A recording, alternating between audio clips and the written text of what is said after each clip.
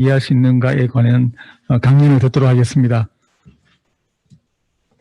Hello, thank you for inviting me to talk today. I'm very pleased to be here, although I'm actually back in the UK. And I'm going to talk about something called the Power Threat Meaning Framework, which is a very new way of understanding the experiences that we call mental illness. And this is only a brief introduction. It's quite a long, complicated document, but I'm going to give you lots of links and further reading in case you want to find out more about it. And at the end, I'm going to give you an example of what it might look like in practice. So in the UK, which is where I live, we have quite a lot of criticisms of the diagnostic model, the idea that people in distress have to be given a diagnosis and that they have a medical illness of some sort. So some of the things people quite often say in the UK are things like, we are dealing with people with problems, not patients with illnesses. And instead of asking what's wrong with you, we need to ask what's happened to you. And one of the things that we also say is, instead of giving someone a diagnosis, we need to listen to your story. We need to really understand what's happened in your life, because if we really understood that, we would very often find that your distress, your difficulties are an understandable reaction to unusual or distressing or difficult circumstances. And in fact, anyone else who'd had the same experiences might have ended up reacting in the same way. So the Power Threat Meaning Framework is a way of building on those ideas. They're not new ideas, but the Power Threat Meaning Framework pulls these ideas together and helps to give them a more solid basis in evidence, and helps to support all sorts of ways of understanding distress which are not just based on diagnosis and which don't see these experiences as an illness. So what the framework says is that instead of understanding distress as though it's the same kind of thing as a medical illness, something that goes wrong in our bodies like cancer or pneumonia or whatever, we have to understand distress as something that people do because of their social and relationship circumstances. It's not the same as a medical illness. We need a different way of looking at it. And the framework is optional. No one has to read it. No one has to like it. Nobody has to do anything with it. But it is a way that people can put together a personal story or narrative instead of a diagnosis if they want. And some peer groups in the UK have started to do this. You don't need to have a professional to help you do that, although perhaps you do have a professional who can help you do that. And it's attracted a lot of interest in the UK and all around the world.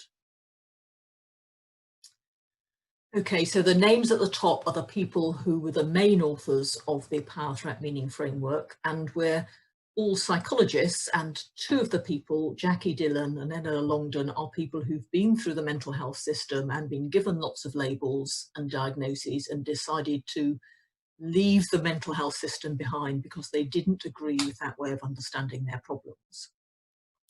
And we also ask advice from a number of other people, and the groups are listed there. So in total, there are about 40 people who contributed to the project, and it took 5 years to write. And about 1/3 of those people had been through the psychiatric system themselves. They had been or are mental health patients themselves. So it's not just a professional document, it's written alongside service users. And the whole project was funded by the Division of Clinical Psychology. That's my professional body, and it's part of the British Psychological Society.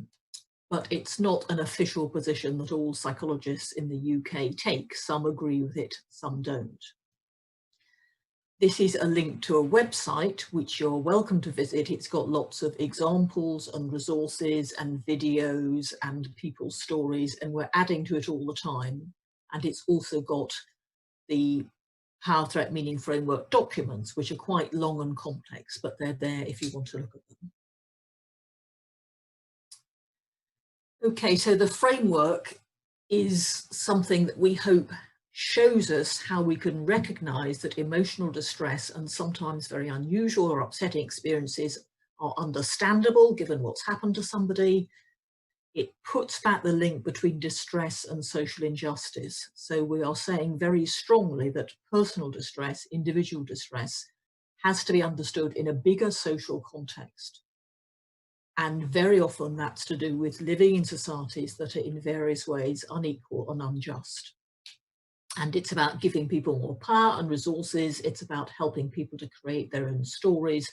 And it's about promoting social action. It's not just about particular people feeling better. It's about all of us working together to create a fairer society. And it can be used in services, but equally well, it can be used outside services, perhaps without any professional support.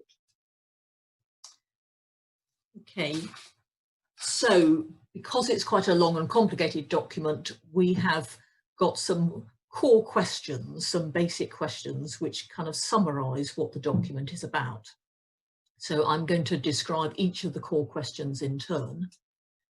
So the first core question is, what has happened to you? So the framework helps us to think about what has happened to you in your life. And another way of saying the same thing is, how is power operating in your life? I'm going to explain this in a minute.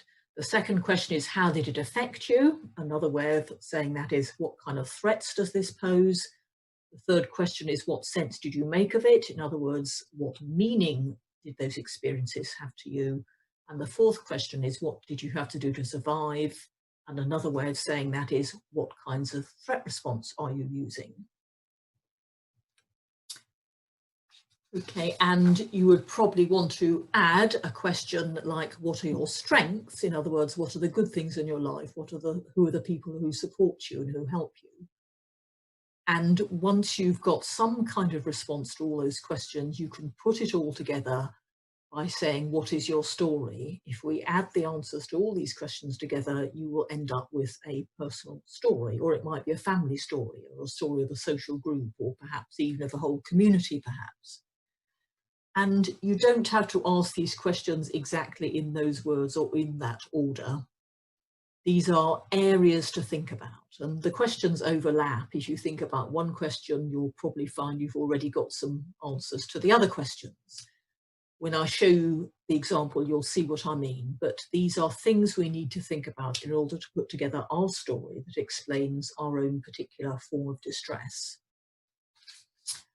So I'm now going to go through the questions in a bit more detail. So the first question that we looked at is about power. So what happened to you? How is power operating in your life? So you don't need to read all these words, but basically we have thought about power in a number of different ways. So some of these ways we're quite used to thinking about. So interpersonal power, at least in the UK, we are quite used to thinking about the various ways people can neglect or hurt or abuse or bully or be violent to each other. And very often those experiences are in the background of people who have later come into the mental health system. So we do think a bit about that, at least in the UK we do. But a lot of these other forms of power we don't think about so much. So it's about whether we've got enough money to survive on, you know, whether we have the confidence to find our way in the world, whether we have the right kind of education that's going to help us, or whether people are forcing us to do things against our will, whether the law is undermining us and not being helpful to us. So we think you need to think about all those forms of power in your life. And we particularly place a focus on what we've called ideological power, which I'm going to talk a little bit more just now. So ideological power, what this means is the power that people often have to decide what we believe, what we think, what we assume to be true, what we mean by events, how we're going to experience events. So this is it's not as obvious a form of power as being hit or being legally locked up or imprisoned. This is more subtle, it's more hard to work out sometimes when people are exerting ideological power over you. Perhaps they're ignoring your thoughts and beliefs. Perhaps they're telling you that you come from a group that has no value. Perhaps they're saying your wishes don't count. And one of the ways ideological power works, we think, is that when people end up in the mental health system or the prison system, it's because social problems, problems in our society, are turned into individual problems, and we say this is basically a mad person or a bad person and the problem lies within them. Now, it may be partly within them, but actually it will always have roots that go beyond the person. There will always be quite a large element of social power in any of those experiences. So we are opposed to individualizing problems, and psychiatry does that, but also psychology often does that. Problems don't just happen in our brains, our bodies, in our minds, in our heads. Problems happen in society, and we can't blame it all on the individual. Next slide. So one of the things that can happen in mental health services is that powerful people like doctors and nurses tell people in distress that they have illnesses called things like bipolar disorder or schizophrenia or personality disorder or clinical depression. And they are told that these things are facts and you are not allowed to disagree with them. But actually, these are not facts. And even a very powerful psychiatrist who's the chair of the committee that drew up one of the editions of the diagnostic manuals has said there is no reason to believe that these manuals are safe or scientifically sound. Now, a lot of people don't know this, but actually these are not valid scientific categories. They are not based on evidence. They are simply things that people decide to turn into diagnoses by sitting round a table and discussing them. And yet people are told you have an illness like bipolar disorder as if it's a fact, like, you know, you might have cancer or something like that.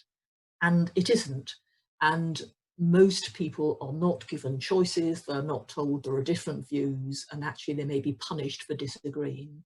So that is an example of ideological power. And one of the things we want the framework to do is to give people the confidence to say, well, actually that explanation doesn't make sense to me, and I don't personally want to see my problems in that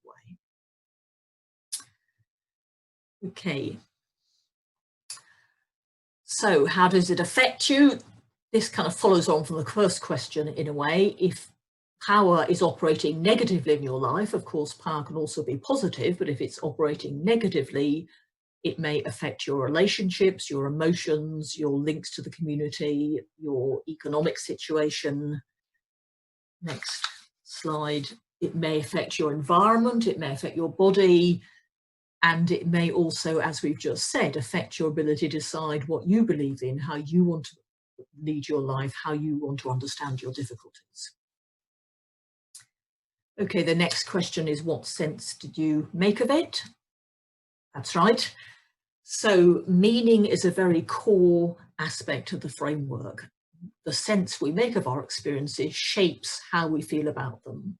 So many people who experience distress have built up meanings about things like, I should be ashamed of myself, I'm a bad person, I'm a person who's flawed, I feel very afraid, I feel very guilty, and so on. So we need to think about where those meanings come from. And you can think about those meanings in therapy, and that can be helpful, but we want to look at those meanings not just inside the individual and their mind. We want to say, where do those meanings come from? So, next slide.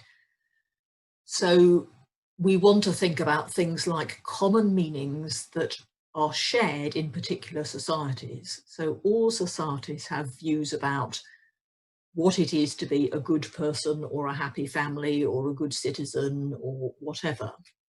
And, you know, those may be helpful things, but they may be unhelpful things. We are told to live up to certain standards. And so our own meanings come partly from these wider meanings.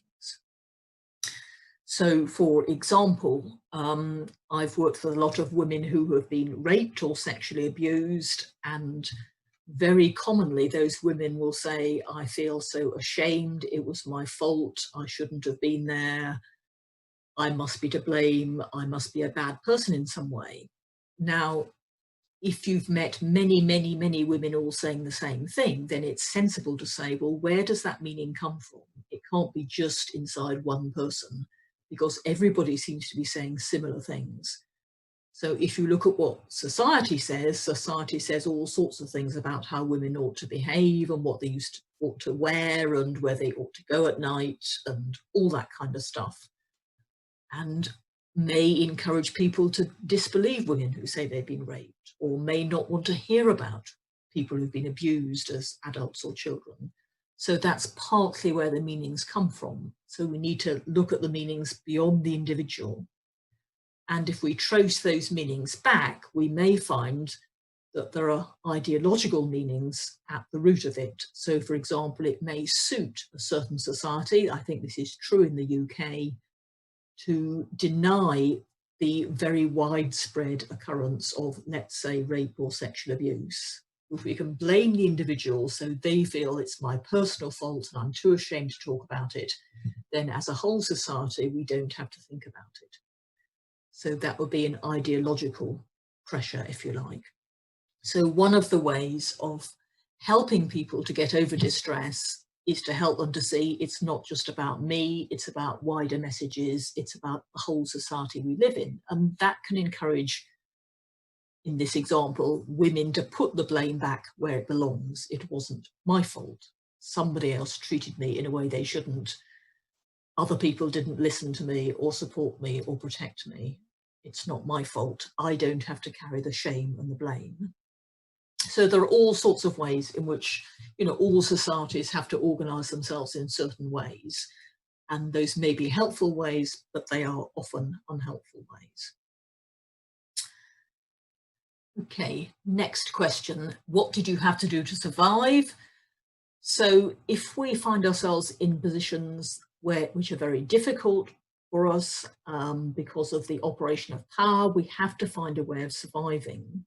So from the framework point of view, the ways we survive are not psychiatric symptoms, they're actually things that we had to do that may have helped us at the time. We may have had to be very alert and afraid of danger and very scared of people, or we may hear voices, which is a very interesting experience because this may suggest that something so upsetting happened to us that we had to cut it off into a different part of our mind, and later it comes back as hearing voices. So there are all sorts of ways we had to survive. And these are not symptoms, they're threat responses. They were useful at the time, but of course they can become a problem. And they are partly based on what happens in our bodies. So the framework includes the role of the body. So there's quite a lot of work in the UK and in America looking at about how our bodies are affected by threat. And they can be affected by us going into a state of alertness and terror, for example, or panic or anxiety. And of course, that can be useful when you're facing danger. But if somehow you never learn that the danger is past, then it's not helpful to stay in that very alert state in your body, for example. So the idea is you may need to revisit some of the difficult experiences, and you may need to express your feelings about them, and you may need to learn that you don't need to use these threat responses, and you may need to make some changes in your life. Okay, next question. But threat responses are not exactly the same as symptoms, because some of the things we use as threat responses we won't get into trouble for because they are valued by a particular society. So in the UK, for example, there is, I think, a lot of pressure to work much too hard. It may be the same in Korea. And actually, up to a certain point, that isn't very helpful. We can use that as a threat response. Everything in my life is too difficult, I'll work too hard. But people can break down through working too hard. The messages of society can push you too hard, and then you may end up with problems.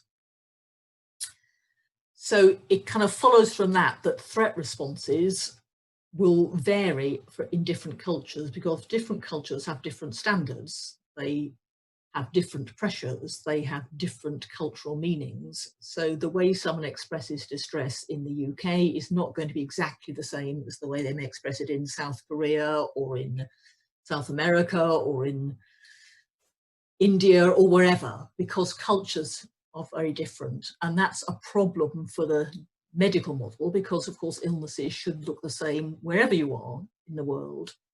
Cancer looks the same wherever you are in the world. But from a framework point of view, because we're thinking about patterns in meaning, it makes sense that our threat responses may be a bit different. Okay. So one of the main purposes of the framework is to restore the link between threats and threat responses. In other words, we need to think about the way people are reacting, but we also need to think about, well, why has that happened? So as soon as we say everybody in this particular community seems to be very depressed, and maybe we need some more pills, or maybe they've all got, there's an epidemic of mental illness, then we stop looking at the reasons why they may be depressed. And actually we do know that in deprived communities, more people are depressed and miserable. It's not surprising. But as soon as we say, oh, well, it's because they've got an illness called depression, we stop looking at those understandable links.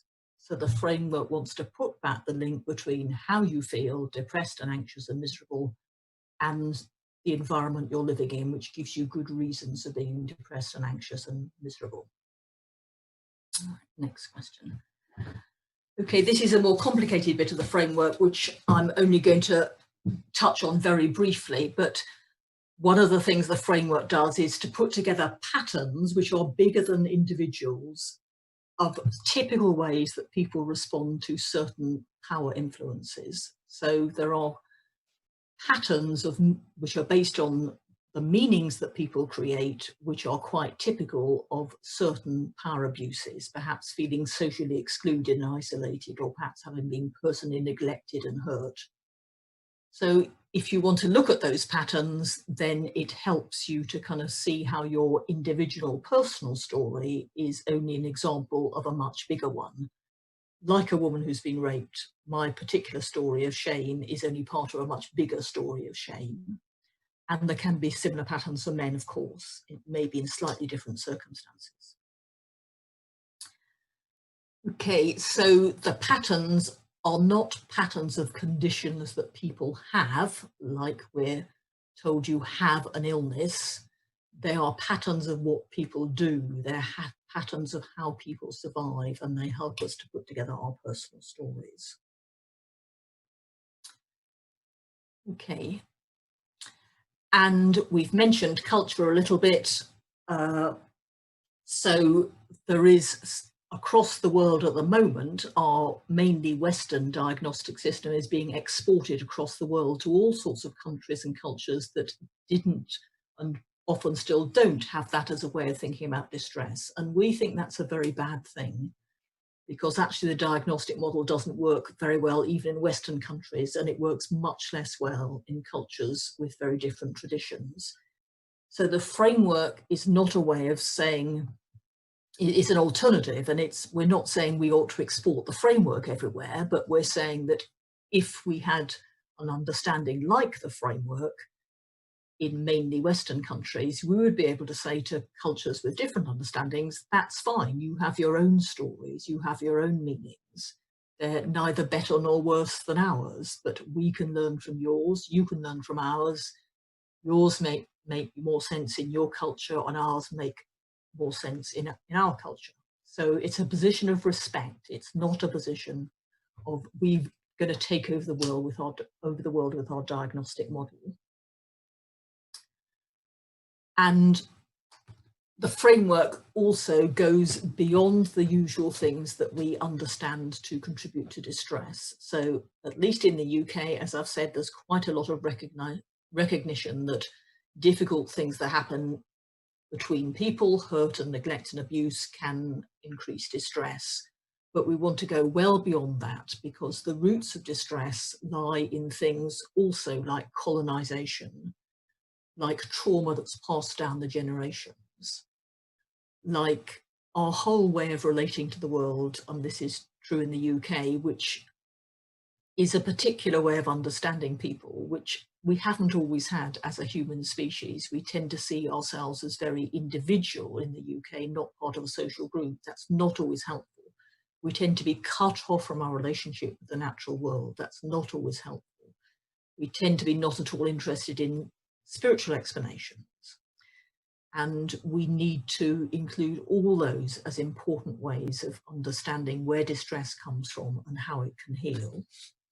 So one of the things I did recently was to go to New Zealand and to share with a group of Maori people their understandings of distress, which is in terms of creation stories and the framework understandings of distress. And we discovered that although they're not identical, there were common themes. They are similar but not identical ways of making stories. It's not that one is better than the other, it's that one make particularly good sense in a particular culture. Okay, next slide.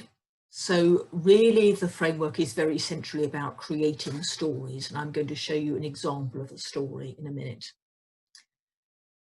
I'm going to be running slightly over, I'm afraid.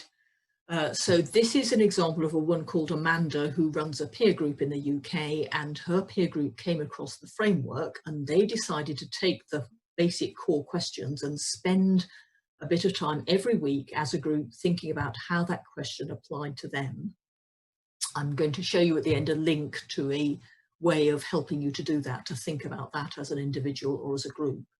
So Amanda has kindly allowed me to use her example. I won't read it out because I'm assuming this is going to be translated so you can read it for yourself. But in thinking about the impact of power in her life, this is what Amanda came up with. She's someone who's been in psychiatric services and told she had a diagnosis of personality disorder. And as you can see, she's had a lot of other very difficult experience as well. So that was her example, her answer to the first question. What has happened to you? And if we go to the next slide, this is her answer to what kind of threats did this pose to you? And as you can see, because she's been through so many difficult experiences, she has reacted in a whole lot of ways that because she's been under threat in lots of areas of her life. Okay, I can assume people can have the slides, so if you haven't got time to read it at the moment, you can come back to it. You're very welcome to have the slides. So let's go on to the next question. This is the answer to what sense did you make of it? What was the meaning of these experiences? And very sadly, but this is quite common, Amanda decided that it was her fault, that people couldn't be trusted, that she didn't have any future. Those are the messages that the psychiatric system often gives people, of course. And if we go to the next question, these are the threat responses she uses. So because she'd been through so many difficult experiences, she's learned to do all sorts of things to survive, which she was told were symptoms of a mental illness. But from this point of view, these are understandable ways of trying to survive. She had to do this so that she could survive.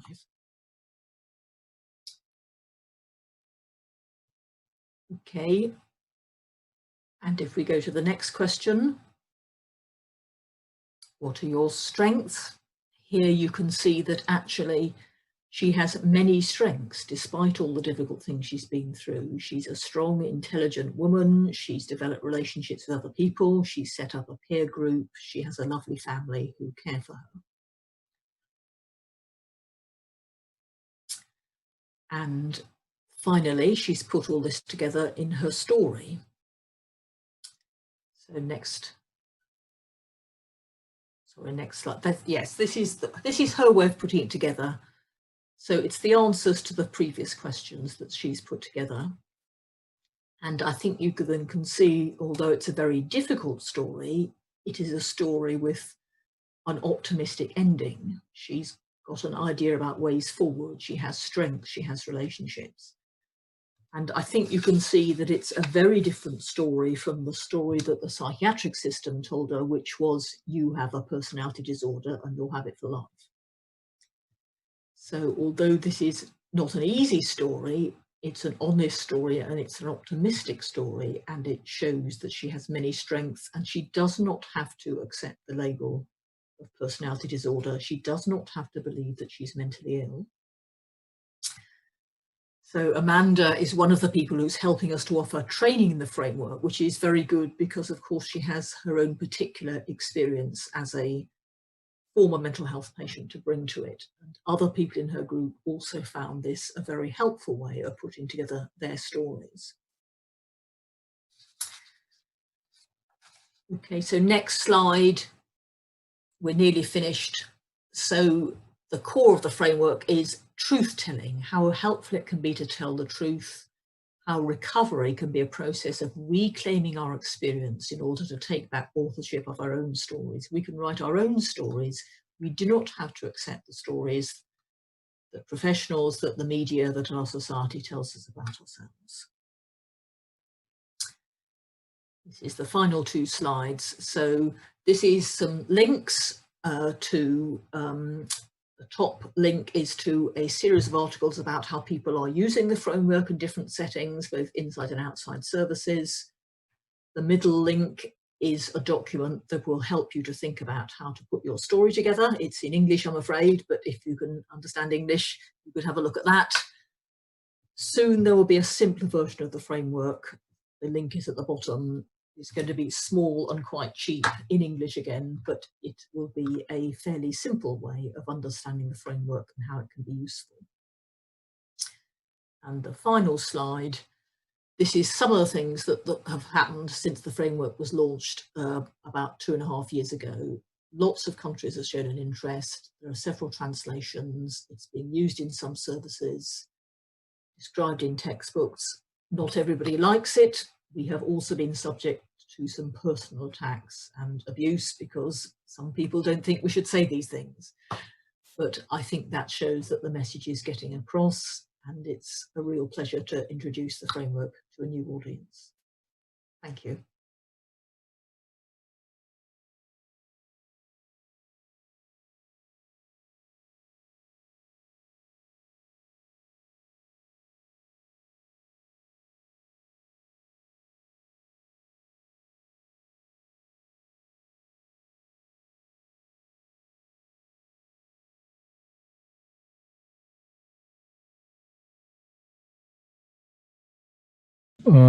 루시 박사님이 아직 줌에 접속을 안 했다고 해서요. 뭐 잠깐 그러면 접속하실 동안에 제가 좀 패널들 좀 오시고 그 루시 박사님 말씀을 간단하게 좀 요약을 해서 전해드리면 좋을 것 같아요.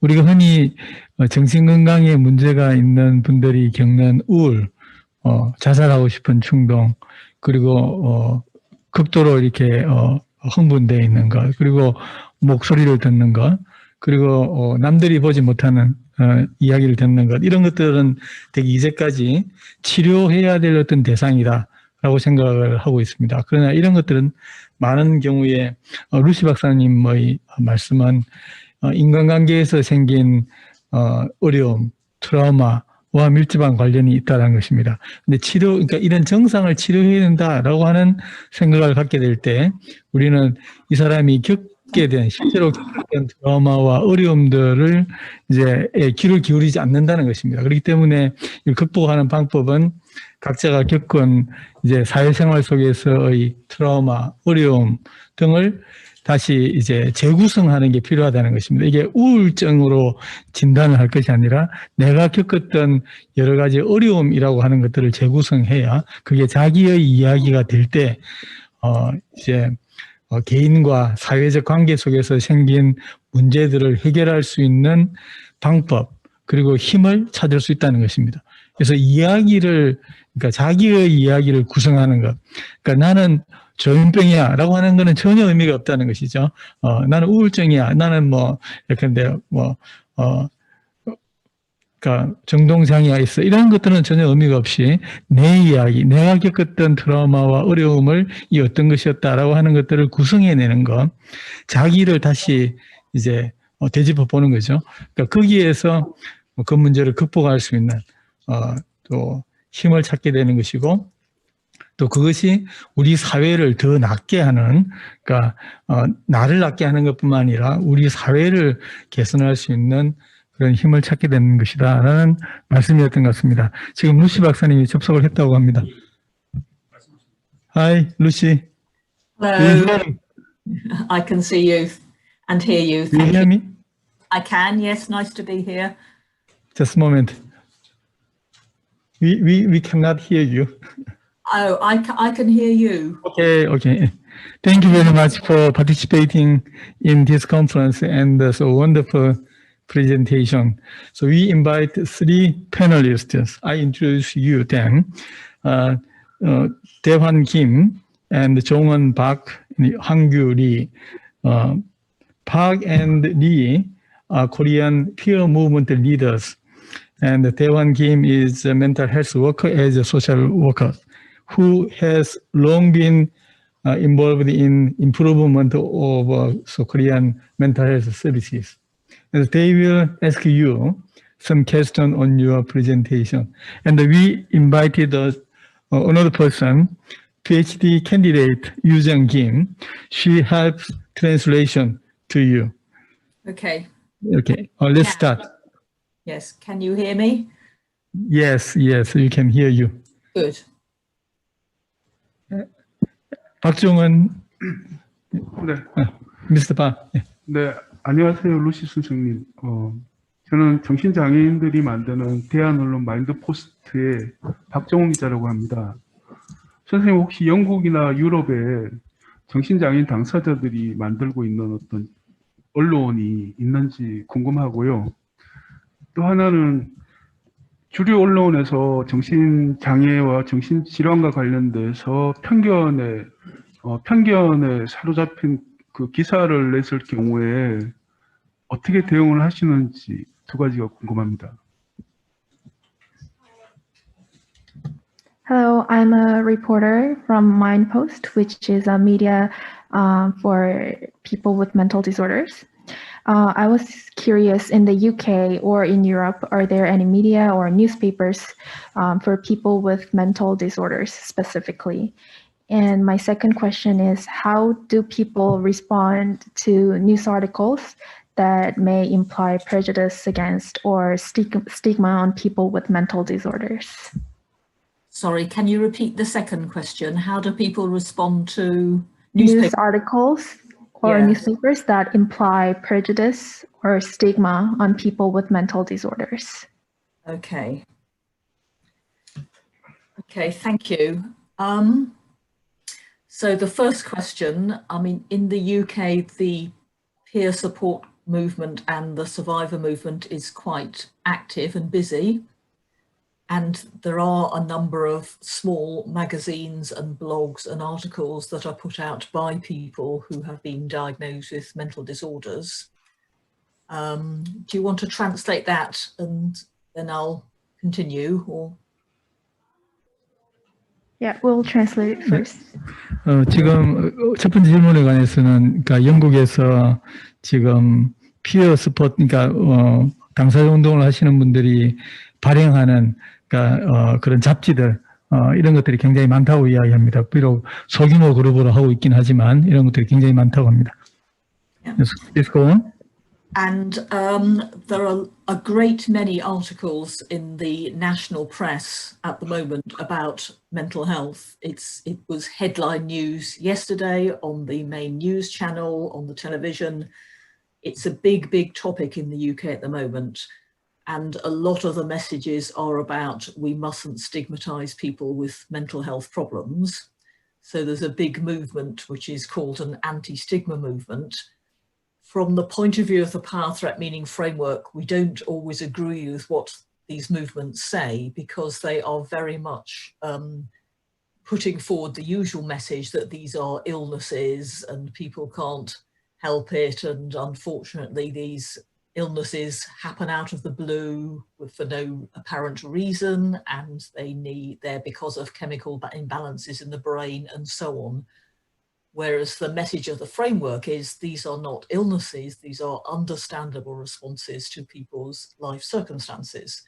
So there is a big effort to counter stigma, but actually we know from research that telling people they have medical illnesses actually increases stigma because it makes these experiences seem frightening and hard to understand. 예, 지금 영국에서는 그러니까 뭐 전국 단위 언론들, TV 이런 데에서 이제 정신질환에 대해서 그러니까 스티그마를 주지 않아야 된다. 반 스티그마 운동 이런 것들을 굉장히 많이 하고 있다고 합니다. 그래서 정신질환의 경우에는 누구나 다 걸릴 수 있는 것이고 이거는 화학적인 뇌의 화학적 불균형 때문에 그런 것이다 라는 이야기, 그러니까 이런 이야기를 하면서 이 부분들에 대해서 스티그마를 줘서는 안 된다.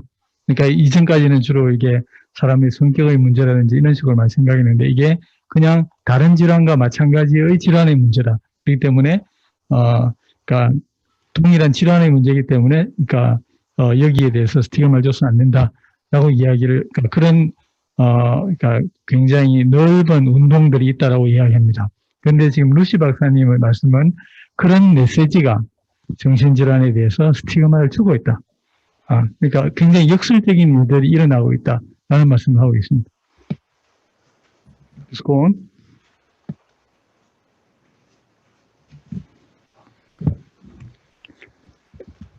And then so we will continue the second panelist asking you question. Lee, 한규리.